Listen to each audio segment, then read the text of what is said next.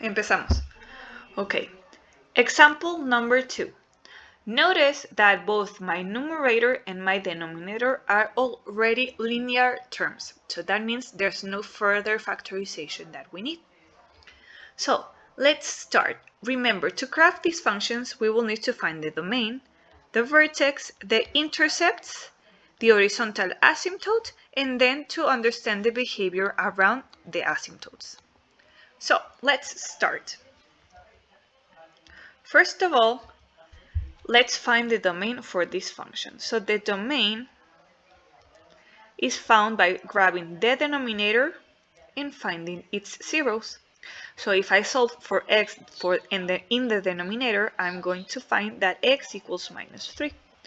So the domain is all real numbers except that invalid value. Remember that that invalid value is actually the vertical asymptotes.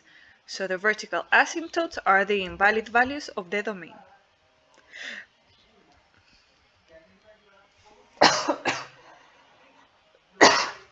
So I'm gonna graph this vertical asymptote.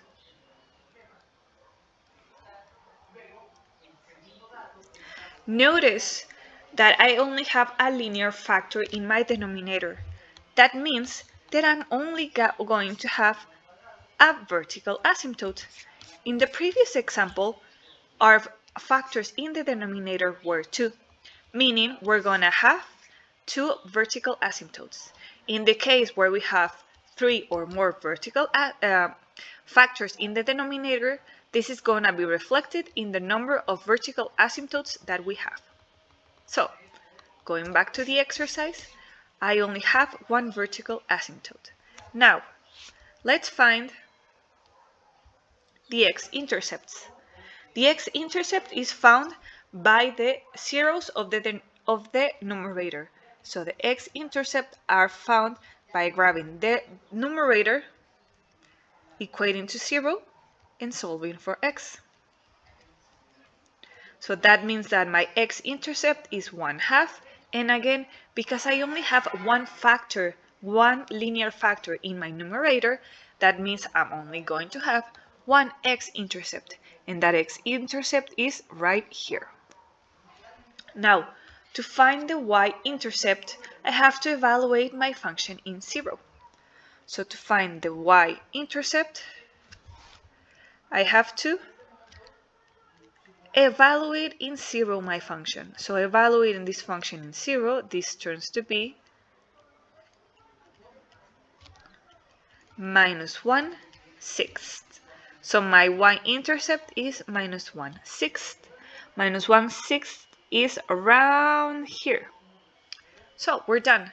The only thing we have to find is the horizontal asymptote. And remember, for the horizontal asymptote, we have to check the degree of the polynomials. This polynomial in the numerator is a polynomial of degree 1, is a linear polynomial. So the degree is 1. And again, the degree of the denominator is of degree 1, meaning both the denominator and the numerator have the same degree, and thus the horizontal asymptote should be the division of its leading coefficients. The leading coefficient for the polynomial in the numerator is 2, and the leading coefficient of the polynomial in the denominator is 2. So my horizontal asymptote turns to be 2 over 2, 1.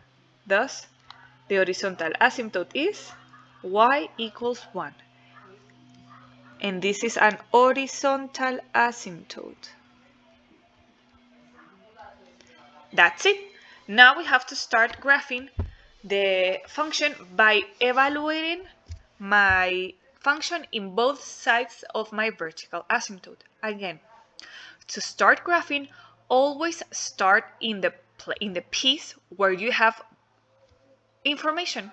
In this case, because I only have one vertical asymptote, my plane is only divided in 2 parts.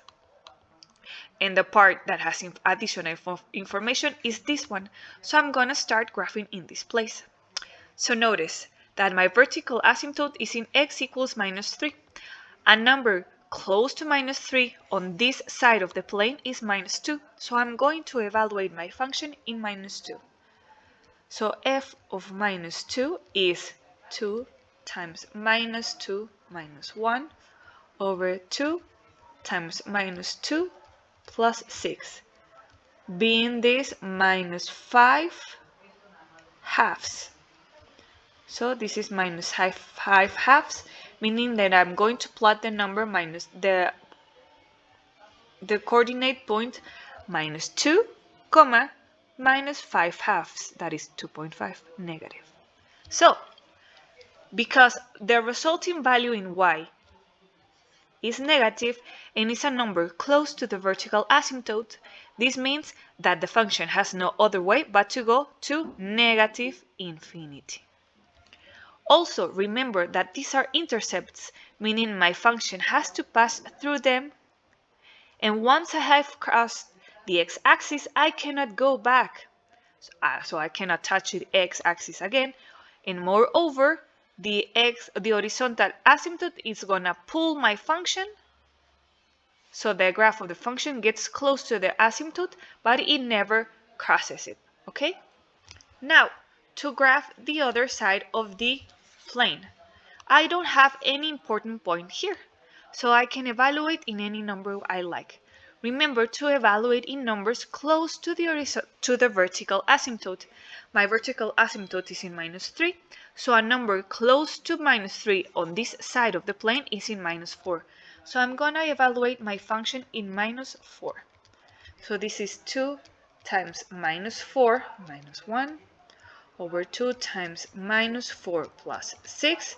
This is minus 9 over minus 2, meaning 9 halves. So the coordinate point I'm going to graph is minus 4, comma 9 halves, que es 4.5. So in minus 4, the value of the function is positive 9 halves. So because it's positive next to the vertical asymptote, that means I'm going to go into positive infinity.